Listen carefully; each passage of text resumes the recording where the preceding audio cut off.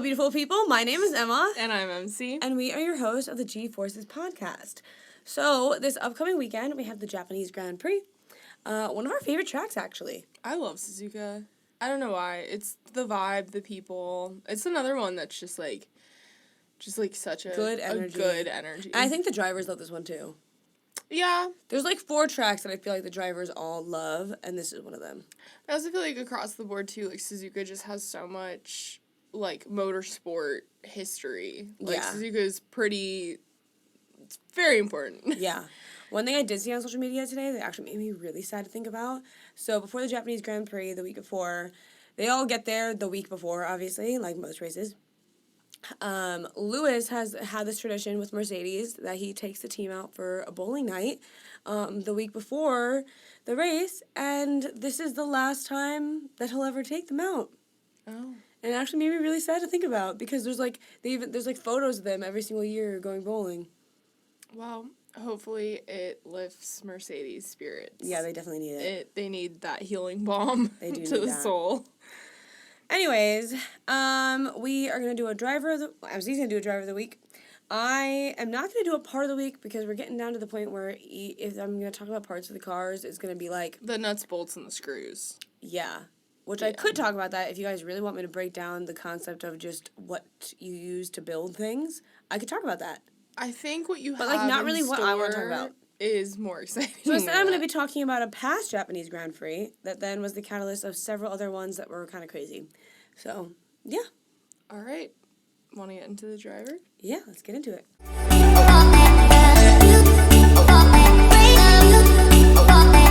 Alrighty, so I just want to preface it by saying if I mispronounce this driver's name, huge apologies. He is going to be spoken about this weekend, so I will correct the pronunciation in our Japanese Grand Prix rundown. But I wanted to speak about the driver Ayumu Iwasa.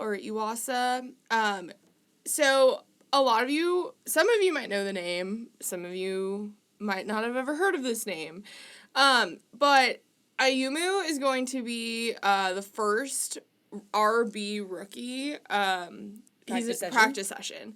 So, for FP1 this weekend for the Japanese Grand Prix, instead of Danny Ric being an FP1, I think he's a Red Bull junior team member.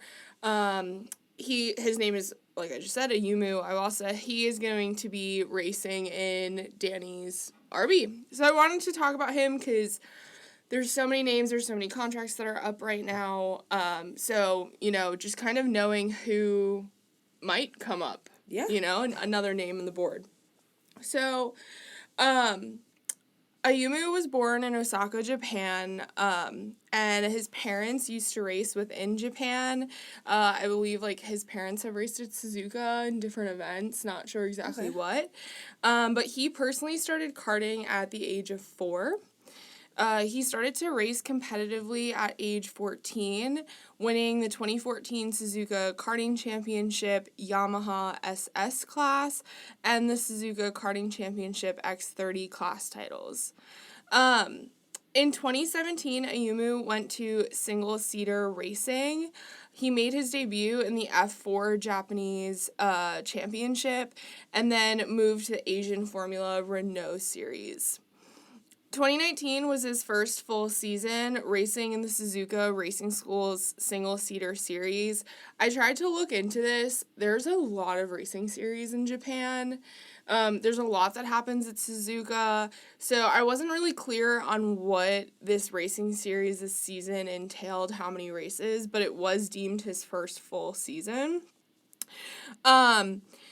He went on to win the series, which kind of pushed his name into, more light with the likes of Honda, who also have a relationship with Red Bull. And so, because of this, he ended up becoming a Honda junior driver in 2020 and then competed in the 2020 French F4 Championship with Honda. He won that year with 81 points between him and second place, just kind of showing the skill that he has. And with this win, with this name, you know, coming up in the ranks, he was then in January of 2021, the following year, he became a member of the Red Bull junior team. So pretty cool. And I think it also, like, we don't really talk about the junior teams a lot or, like, what the, like, driving academies. And so, like, I think it's also just really interesting to see the relationship that these drivers have with the team, that they're doing the rookie laps or the test driver relationship. So, yeah. That year, he competed in Asian Formula 3, so in 2021, he competed in Asian Formula 3 and F3, and he won his first F3 race in Hungary. This performance got him noticed by the French team. I believe it's DAMS or it's DAMS. I honestly I'm not 100% sure, but they're a pretty prolific French team who invited him to post-season testing. DAMS then confirmed that Ayumu would drive for them in the F2 series the following year. So his first year was 2022 in F2. He did see some victories and ultimately placed 5th. And then the following year in 2023, he had 3 wins under his belt that season, a few sprint wins, and ended up improving and placing 4th overall. Why have I never heard of him? Yeah. I mean, we didn't get into F1 until last year, but, like, no one even mentioned his name last year. Or even with, like, especially because, you know, he was 4th in F2, and we think of, like, Ollie Behrman, we think of Kimi, like, I think there's, like, these flashy names that we see, but 2024, so this year, actually, he decided to leave F2, and this year he decided to go back to his home soil, and he's racing for team, it's either Mugen or Mugen, or I think Mugen sounds better, in the Super Formula Championship. I'm guessing that was probably also a Red Bull decision. Red Bull loves Super Formula.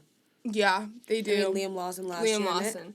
Well, and I'm curious if Pierre Gasly was in it at one if he point. made the move if they wanted to see how he would do because of how I well almost Liam feel was like doing. that's the next step for people in Red Bull. Like, you do F2, then you have a year at Super Formula, maybe more than that, and then you have a year being a reserve driver, and then you get a seat.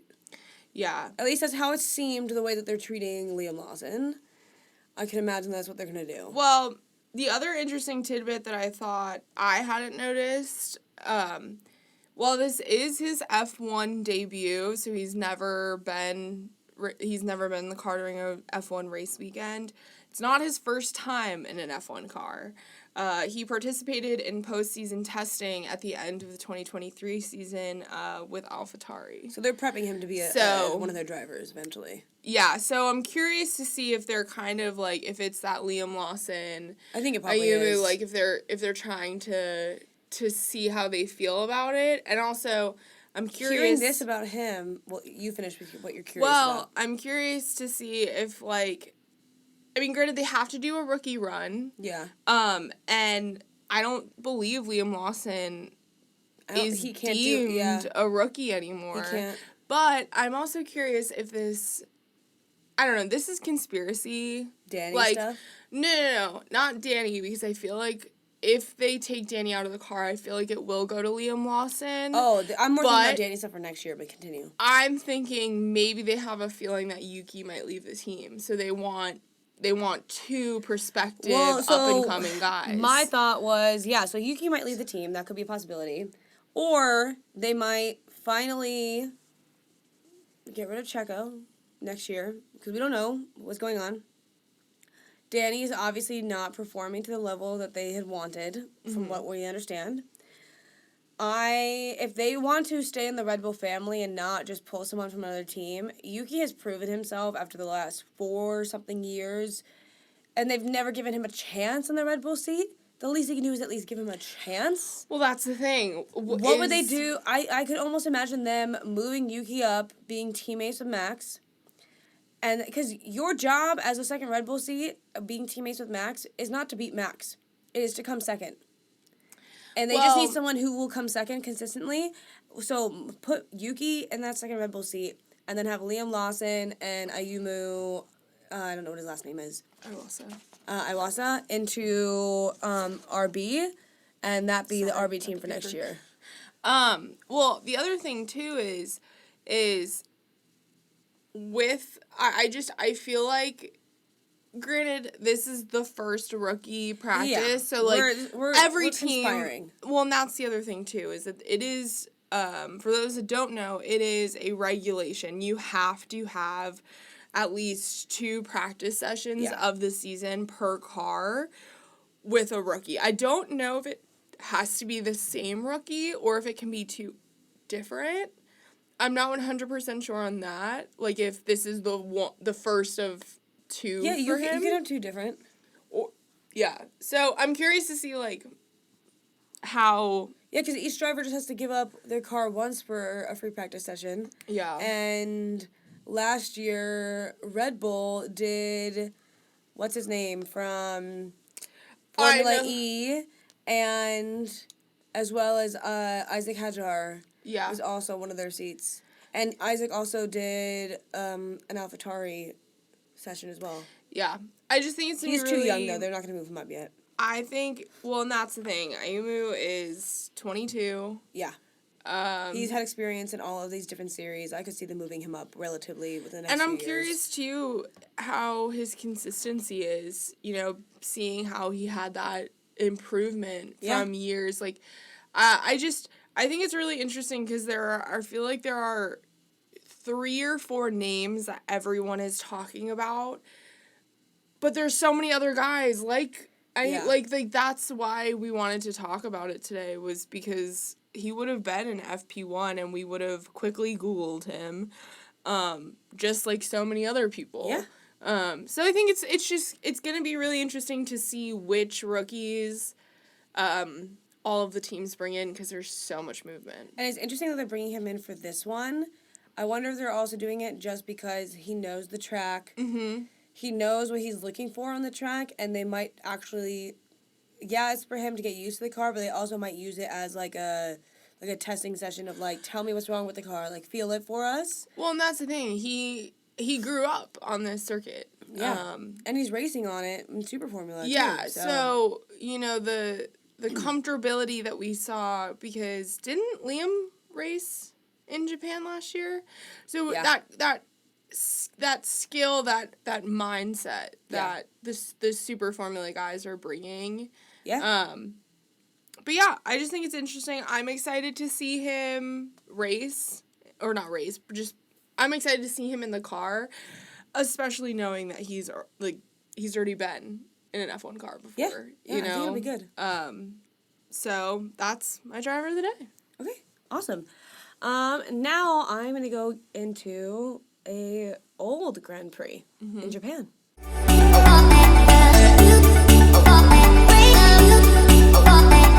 So I am going to be getting into the 1988 Japanese Grand Prix. The reason why I wanted to go over one of the older Japanese Grand Prix is because I remember when we watched the Senna documentary, and it was kind of a crazy place for Senna and Prost. There's a lot of history there. And so as I first started researching it, I'm like writing my notes down, and then I realized I'm technically researching not the one that they were talking about in the documentary. There were 3 of them where Senna and Prost just went at each other 3 years in a row. Wow. Yeah. This one is the only one that they didn't crash in, though. The other 2, they crashed. Super fun. So by the time that we get to Japan during the 1988 championship, this was going to be the world championship decider between Prost and Senna. The way that points worked at this point in time is there were 16 races in the season, and your points were added up from your best 11 performances. So 5 of them didn't count, and so that means you could technically DNF 5 races, and it'd be okay. That's crazy. Imagine they had done that still, and therefore Max would have won every single one of his best performances, which would have been funny. So during this season, this also was the first season, I believe, that Prost and Senna were teammates at McLaren. They were only teammates at McLaren for 2 years. No, yes, 2 years. 2 years. Um, yeah. So Prost was actually more consistent with his places throughout the season, but Senna had more victories. So by that, I'm guessing that like Senna had won. I think it was like 8 of the races throughout the season, but in the races that he didn't do well in, he did really poor. Yeah. Where Prost was consistently, he had won like 5 or 6 of the races that season, and then his other ones were like second, third, like top 5. So technically Prost was ahead in the championship before getting to Japan, but if Senna won in Japan, then he would have won the championship. Okay. Or technically he had to win in Australia, which was the next one, if he didn't win in Japan. But at the end of the day, like, he had to win one of these. Their rivalry had gotten really, really intense throughout this season. So 2 Grand Prix prior at the Portuguese Grand Prix, Prost tried to pass Senna, and Senna didn't want him to pass. And so therefore Senna decided to squeeze him into the pit wall, essentially. And I don't think that Prost ended up finishing that race because of it. So there was just like a lot of not healthy relationships. It's considered like one of the more toxic relationships within within teammates in F1 history. If not the most. Yeah, it was not healthy at all. But in a way of like they both wanted to win so badly. Yeah. Yeah. So we get to the actual 1988 Grand Prix, and Senna was on pole for the race. All lights go off, ready to go. Senna's engine doesn't turn on. It started to cough to life and then died. And then eventually came on. And so by the time that they got to the first turn, Senna was in 14th. Because of that, because everyone just blew right past him. Yeah. So, at that point, Senna was out for blood. So by the end of lap 1, he was 8th. Jumped 6 positions in 1 lap. I'm just picturing, like, Senna, like, Mad Maxing it through there. Yeah. I just imagine, like, cartoon driving at this point. Yeah. And then by the time we get to lap 4, Senna was in 4th. Prost was in 1st this whole time.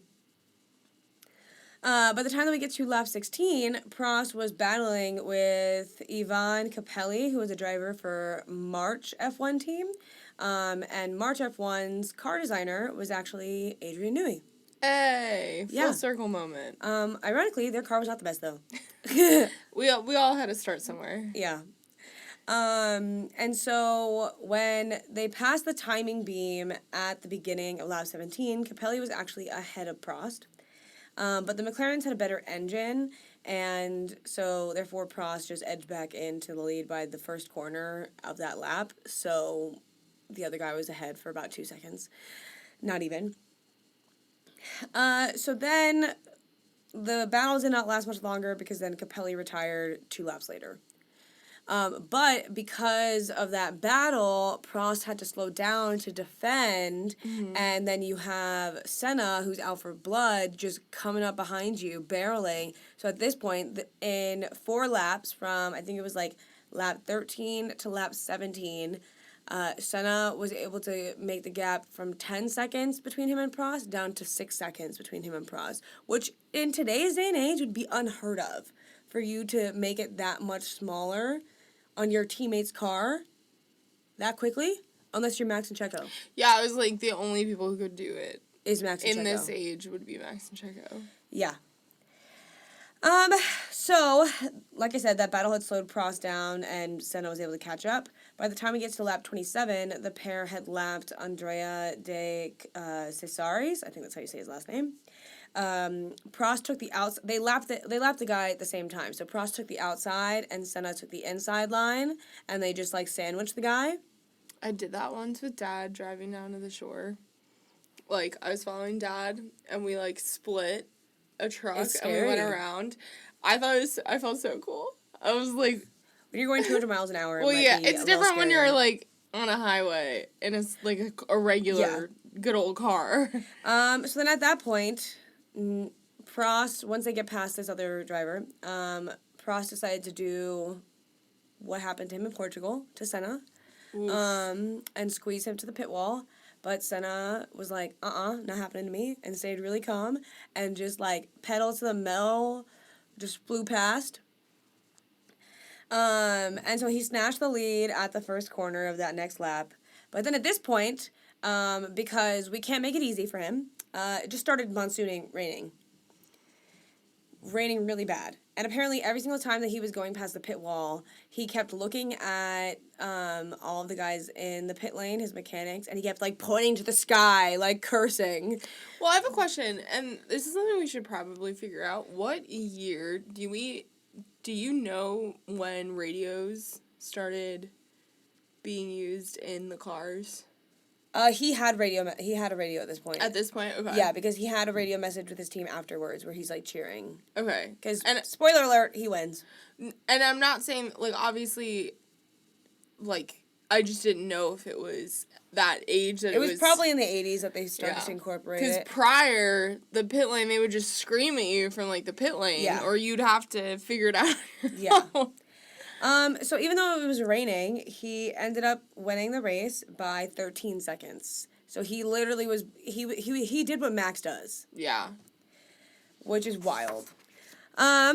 This was Senna's 8th win of the 1988 season, and at that time, it broke Prost's 4-year record for most GPs won in a season. So it just made Prost even more angry. And it was also the first of Senna's 3rd World Championships. So that was really special, and that's why he had such a really amazing radio message with his team afterwards, because he was cheering and freaking out. And also, McLaren Honda, so at that point, McLaren's team wasn't McLaren Mercedes, it was McLaren Honda, because they were using Honda engines. Mm-hmm. They had won, this is like a Red Bull kind of record. They won 15 out of the 16 races that year. And they led a total of 2,872 miles out of the 2,950 miles raced. That is like 2023 Red Bull stuff for me. The next year, Prost and Senna collided at the chicane as they battled over the championship at this track. And a year after, they crashed again at Suzuka, and that's when Senna willfully apparently took Prost out.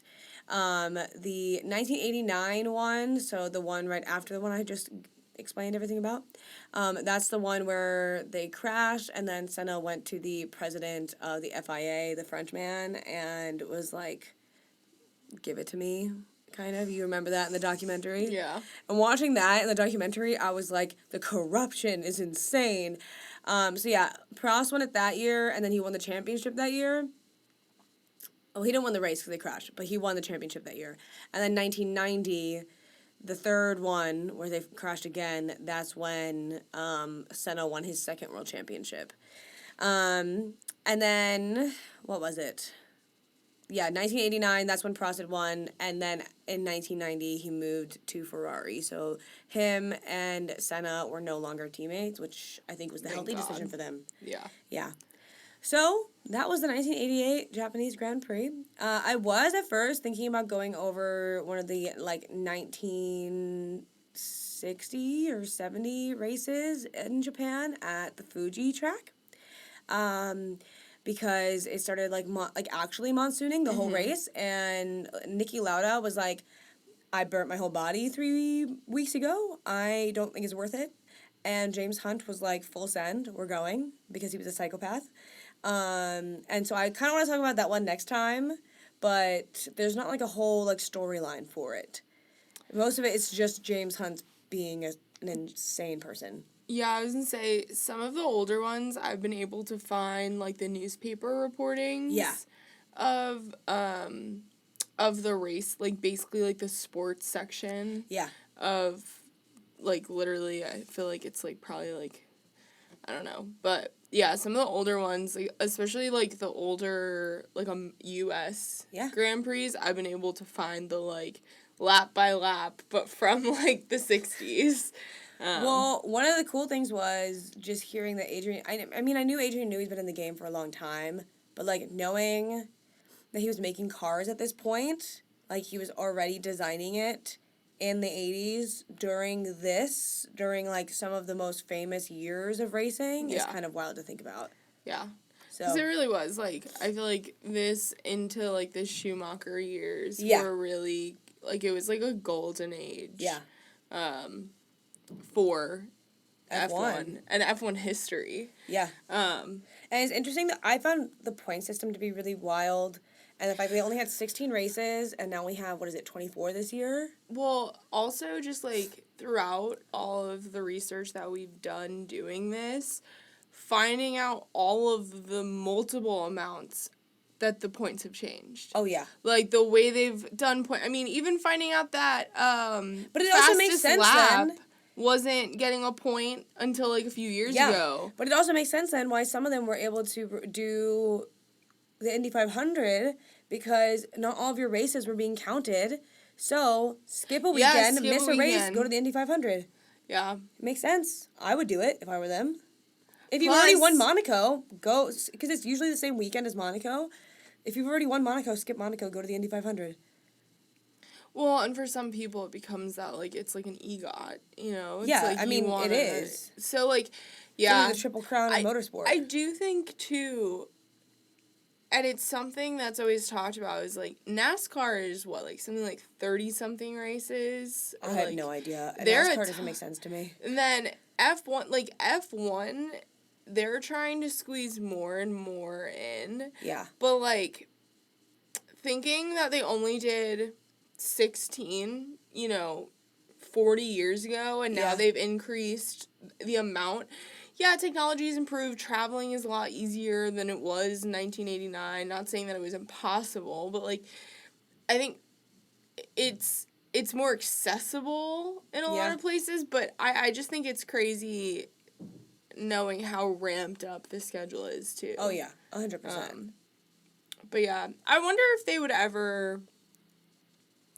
I mean, I feel like I don't ever hear the guys talk about the Indy 500 these days. Like, it was such a, like, sometimes they're asked about it, and they're like, I'd like to do it one day. Yeah. But I just feel like it was such a, like, bucket list for these older drivers.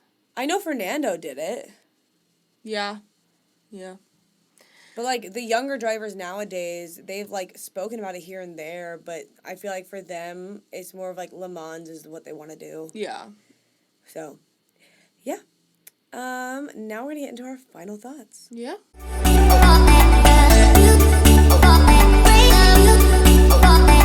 So one of the things I wanted to talk about for this weekend is something that happened last year at the Japanese Grand Prix.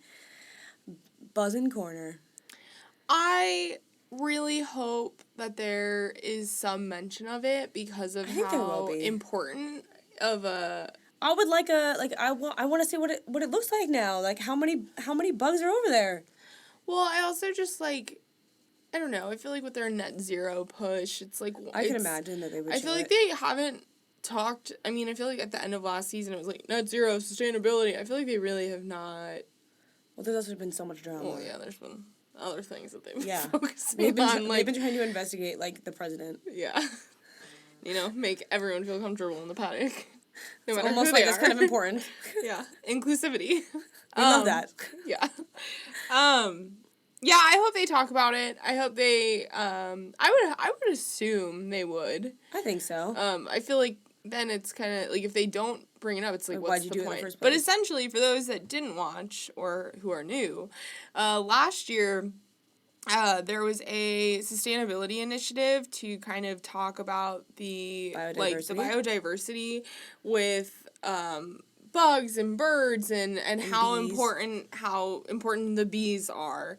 And so they went and they built little Sebastian Vettel and all of the F1 drivers, including the team principals. They went and each team got to decorate and help, like, build these little, not really build, like, honestly, they were just placing things in them, but, they got to build these little bug houses, like, bug hotels. It's so cute! And it was specifically on I don't know which corner it was on, but they I'll be looking for it. They painted the corner black and yellow for bees. And Seb was in his little corner, like, as the race is cheering. going on, he's like standing by Like, in the all grass. the like the bug hotels in the grass, like waving a flag in his little bee shirt, and it was like the most wholesome thing ever. I wonder if Seb is gonna be there this weekend to like check on him. I hope so. All I know is I am gonna wear my like Save the Bees like Sebastian Vettel shirt when we film the like recap episode of the Japanese Grand Prix in honor of Seb. I have to. You have to. Yeah. You haven't worn it yet. Because I'm afraid it's white. It's very white. And I don't want to stain it with my fake tan. Yeah. Yeah. Anyways, I think that this race is another one that is at like 1 o'clock in the morning for us.